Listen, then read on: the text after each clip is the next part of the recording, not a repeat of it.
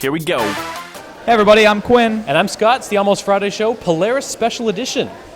Polaris, also known as TCon, it's running in Toronto this weekend, the 16th, 17th, and 18th of July.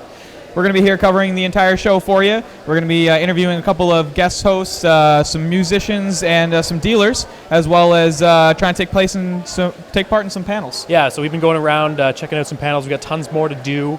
It's pretty exciting. There's everything from like learning how to use a slide rule to talking about who's the best doctor in Doctor Who. So there's kind of a little bit for everyone. And it's kind of a nice size con too, because we've been seeing a lot of the same faces over and over again in similar panels and things like that. You definitely get to know the people that are working here for sure. For sure, yeah. So without further ado, here's the Almost Friday Show, Polaris Edition. So we're at Polaris. We're about to go to some kind of British invasion party. Should be good. I think it'll be good. Doctor Who Torchwood themes, maybe. British themes. British is good. Probably. We got some new gear Blake going 7 on. maybe, like a Blake 7 never revival. Invasion, right? Why not? It's like a retro invasion. Retro. No. Maybe. They had pictures of the old Doctor up. Which Like old really, Doctor? like pick one. First Doctor? I don't know. Oh, just any. I saw Tom Baker. I don't see him showing up. I just, I think they'd be a little more excited about it if they. I hope not. Why? He's a bit of an ego guy. When was he in the 70s? He was in the 70s. He's doing okay. Like he's had a few shows since then. They've been kind of crappy, but. Well, in the 70s was Doctor Who good? Well, it's okay. It was still. It was the legacy was that it was a kids show. Yes. And it had been altered to be more of a grown-up show, but it still had that kids show legacy going. So Transition phase kind of thing. They tried to transition. I would say that they tried to transition, but then that they were really stuck with that sort of kids theme. Well, let's hope the party's not kids themed. Let's hope it doesn't get too blue though. Because I left my leopard print pants upstairs. I don't have leopard print pants. Yet. Actually, I'm wondering if I could get like some in the dealer's room. I went to the dealer's room. Did you buy the? I looked at all. There's a lot of neat stuff there. A lot of neat stuff. Did you pick anything? Not yet. I earmarked a bunch of things. Yeah, okay, that's what I. Except the car freshener. I got the car freshener. Did you? K9? No, I got the TARDIS. So there's TARDIS, K9, and a Dalek air freshener. I'm thinking I might get one of each. Rotate them, Nice. I'm tempted to get the Dalek. Dalek's pretty classy. So as much as it's all very commercial, I still really love the sort of fandom around stuff. Oh yeah. And I am such a fan of Doctor what? Who. So far, Polaris has been Doctor Who and Star Trek. From what I've seen of memorabilia and autographs and stuff, Doctor Who and Star Trek. Even costumes, I've seen no one in anything but Doctor Who and Star Trek. The thing about Canada, I don't know about the States, but in Canada, everything is very expensive in terms of merchandise. Yes. It's all imported. So, it's like, bring your money, and don't expect to leave with it. Because we'll be paying it. So, very, very okay. All right, we off? That's off. All right. Hi, what's your name, and what is this you've made here? Well, my name is Justin Monk, and I have made a mismatched console of different styles and from the Doctor Who TARDIS. I've also noticed, like with the British invasion, that there's a very steampunk feel going on Yes, tonight too. Yes, that's the other big. Would you say that Doctor Who? I got very much a steampunk feel off of the first revival. Yes, it was very very organic and lots of levers as opposed to the couple of buttons that they would go through. Yeah, I mean it was very sort of really sterile before, and it was clinical. And now even the newest one, which is kind of in between. It's still very organic. Yeah. Well, it strikes me as being very steampunk though. Yeah. Oh yeah. Like it's definitely got those elements to it. Yeah, it's really got those elements. I mean, the new one has the wood panels and the glass that goes up and down, and the console bits itself does feel more steampunk. Yeah. What do you think of the new season? Oh, I really liked it. I've already been through the pain and the loss of losing from Tom Baker to Peter Davison. So the only one I was ever really shocked at is when it went from Eccleston to Tenet because it felt so short. I know. And What season? Come on. Well, yeah. So by the time David, we had that whole year of knowing David was going to leave, so it wasn't that harsh. But I was ready for a new Doctor. I was ready to see what's he going to do, what's he going to be like. So I was really excited, and I went with the entire ride with it. I really enjoyed it. There's some episodes you're like, but I think Matt Smith has really become his own Doctor, and he's really done something different and fresh without resorting to being a caricature of the other ones. I really enjoyed it. I was terrified when they had the press shots though, because he Yeah. looked all emo, and I was like, Yeah. oh no. Because he very much is. Yeah. You look at his style. He's got like the suspenders and the cartoon, and then the hat, and like his t-shirts, and he doesn't really dress fashionably. So you look at those, you're like, oh no, what are we gonna get? And then by the time we got him, and you watch the entire 13 episode run.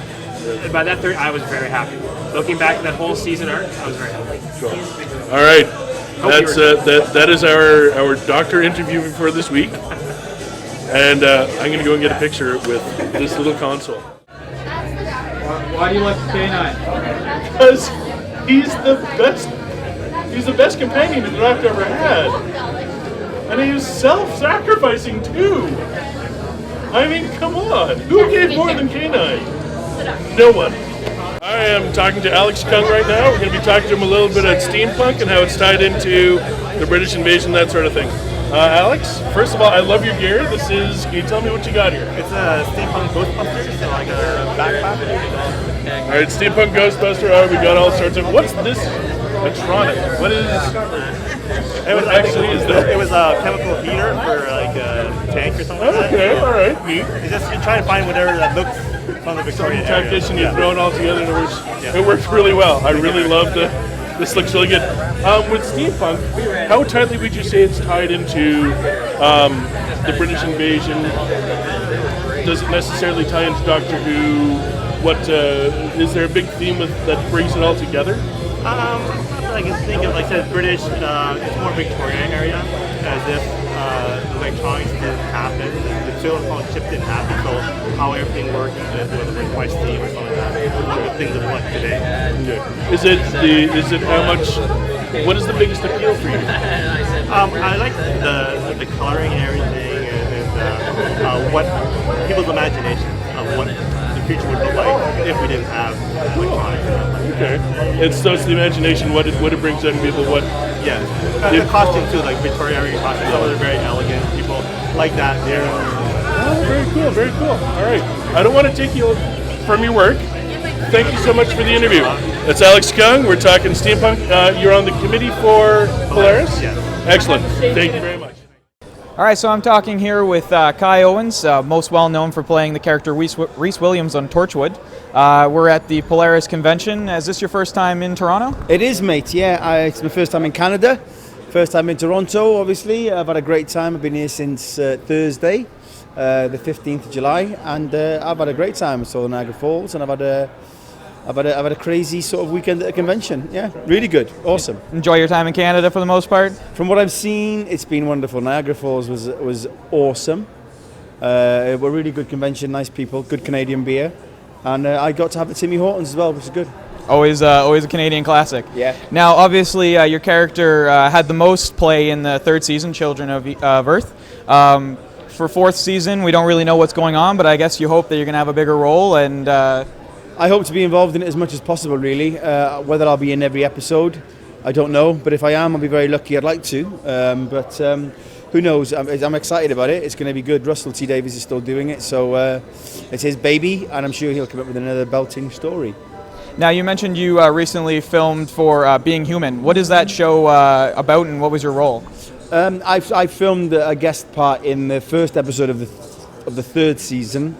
It's a show that sort of revolves around 3 or 4 guys who sort of transform into a werewolf, a ghost, and a vampire. It's a cracking series. It's really, really popular at home, and yeah. So I play a sexual pervert in the first episode. Now, are you going to be a recurring role, or was it just a guest appearance for that episode? No, it's just a guest. It's just a guest appearance. Yeah. Okay. Any other projects coming up in the future that you know of right now? No, all I know is at the moment is a Torchwood and waiting for Being Human to air. Yeah. Now, you do a lot of running. You obviously participate in the London Marathon. You seem to be doing a lot of that recently. What's your motivation for continuously doing the marathons? I run to raise money for a charity back home called the charity's called Click Sergeant. It's a brilliant charity. It cares for young children and young adults who are suffering with cancer. So obviously running for a good cause. Any particular people in your life that have been affected by it, or just doing it? My young cousin has been affected by cancer. She's doing okay at the moment, so she's my inspiration, really. Yeah. Well, it's really great to hear that you're doing things for other people and getting out there and getting involved. It's really a great thing. So hopefully we look forward to seeing you in the 4th season of Torchwood. Yes, hope so. So we've been talking to Kai Owens, and this is the Almost Friday Show.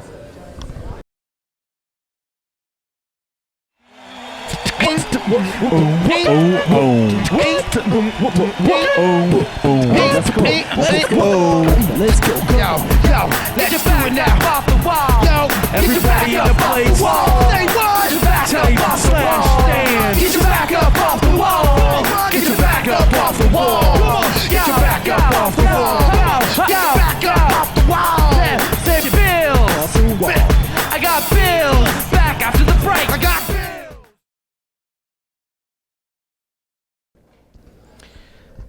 Hey everybody, I'm standing here with Embassy. We're talking about his new album that he's debuting here at Polaris. At Polaris.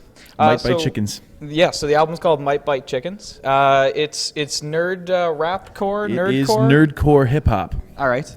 So tell us a little bit about the album. Well, basically, I've been a geek my entire life, and so my heart, my soul, and everything that's nerdy about me is in this album. We're taking dance music, hip-hop music, and giving it that geek flair so that people can actually relate to it, as opposed to trying to pretend to be Kanye. Sounds pretty good. Now, this guy's out here at Polaris, but is there any other way that people can get at the music right now? Absolutely. It's on iTunes all over Canada. It's on Napster and all the other online retailers if you live in the States. And also, you can pick it up at various cons that I'll be touring at over the next year. And we're working on a second album, too. And you want to follow us in studios who produced the album for me. And I can also be seen on Facebook at facebook.com/Embassy Nerdcore. Sounds good. So let's talk a little bit about your influences for this album. Killer. I mean, when I was listening to it, I found you sounded a lot like Buck 65 as far as that, as far as your tone's concerned. But definitely, references from some other nerd hip hop artists and things like that. Who would you say were the biggest people for you? Biggest influences in the nerd kingdom would probably be like MC Lars, MC Frontalot. But in terms of what I listen to in general, I listen to all genres. I have been a DJ for a long time, so I listen to a lot of music, a lot of rock, a lot of other rap, hip-hop. For example, the Beastie Boys, huge influence on me. Like you said, Buck 65 is a great Canadian hip-hop legend and classified as well. But then I'm also listening to, the latest from Miley.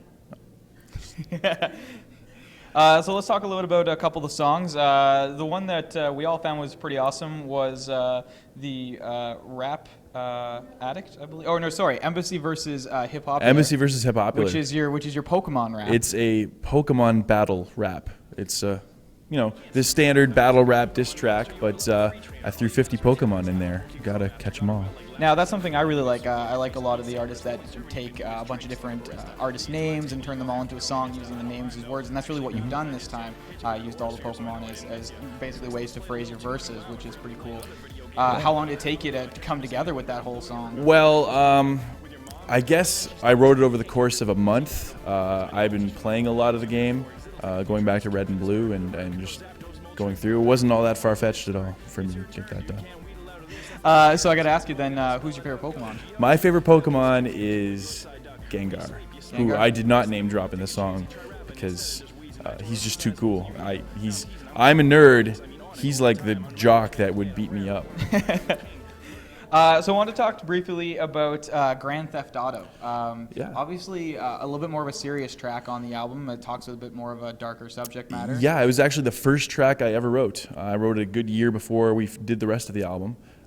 It was kind of what inspired me to keep going with this because I was realizing I was kind of getting a message out, and just we're talking about school violence and whether or not video games and media in general can take any responsibility for that, or if it's strictly a parent's thing.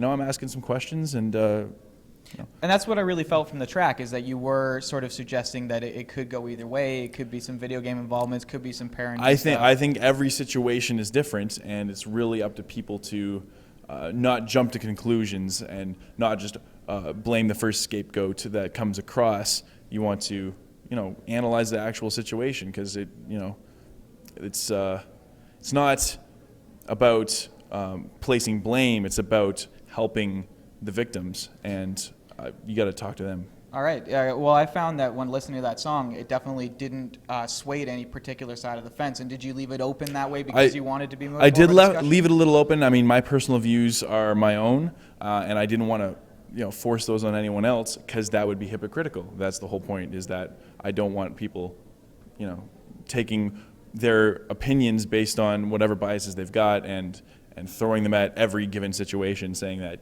all people are behaving the same way because of a game like Grand Theft Auto or anything. Definitely. So you mentioned you got a new album in the works now. New album in the works now, not titled yet, but I have been releasing some teaser tracks here and there online on my MySpace.com/EmbassyNerdcore and on Facebook. All right. Well, thanks for talking with us today. This has been Embassy, and you can pick up his CD online in various locations, or you can find him at many of the cons in Canada. Killer, thanks, bro. All right, thanks a lot. Hey everyone, I'm here with Ryan Wright, who is a leather worker and blacksmith. We're here in the dealer's room today. He's got some really cool stuff here. Just tell us a little bit about the things that you're selling at your table, and then maybe later we'll talk about your process. Sure. Actually, right now what I have over here, I've got some hand-tooled leather work that wraps around flasks, pouches, bracers, books. I have some hand-tooled patches and some blacksmith-tooled, some blacksmith hand-forged cloak pins.